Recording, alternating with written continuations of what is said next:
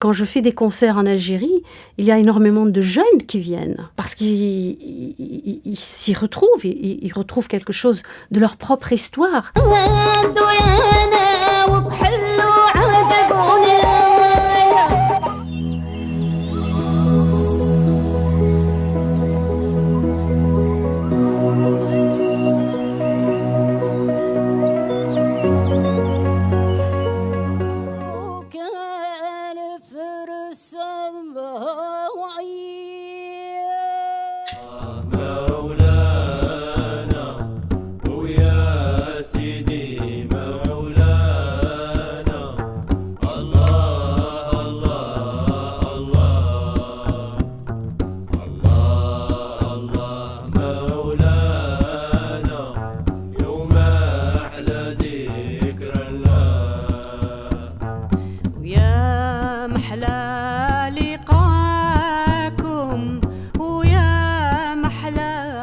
Ma tendre enfance, j'ai chanté parce que je viens d'une société traditionnelle où le chant féminin est une donnée très importante. Les femmes chantent beaucoup entre elles. Et au fond, ce sont les femmes qui m'ont donné de la matière à travailler.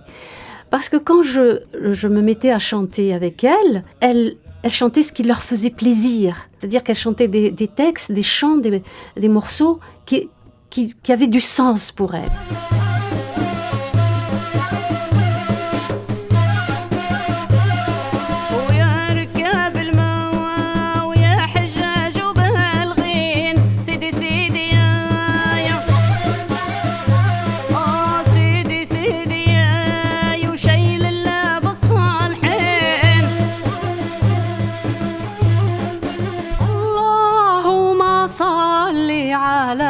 المصطفى حبيبنا محمد عليه السلام. Je suis retournée chez moi, dans ma ville, dans ma région, et on a fait comme ça des moments de convivialité entre femmes. On préparait le café, le thé, on parlait de choses et d'autres, on riait, on se racontait des histoires, exactement comme quand j'étais petite. Et à un moment donné, on se mettait à chanter. Et moi aussi. Et quand on chante, ça peut durer très longtemps. Et à un moment donné, hop, j'appuie sur mon petit appareil que j'ai à côté de moi.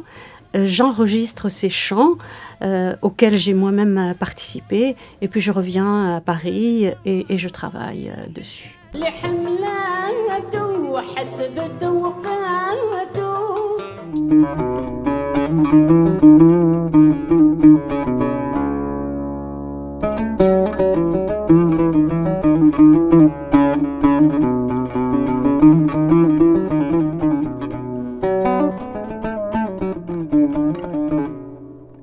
Évidemment, les jeunes de maintenant écoutent bien sûr Jimi Hendrix, Michael Jackson et les autres, mais ils sont aussi pénétrés par cette culture de leurs grands-parents, de leurs aïeux et de leurs ancêtres, parce que ça vient de très très loin. Alors, ils n'en sont pas forcément conscients, ils ne le savent pas, mais ils sont imbibés, ils sont pénétrés par ces chants. Évidemment, l'art est profondément politique. Il n'a de sens que dans son rapport à la société et à la politique, évidemment.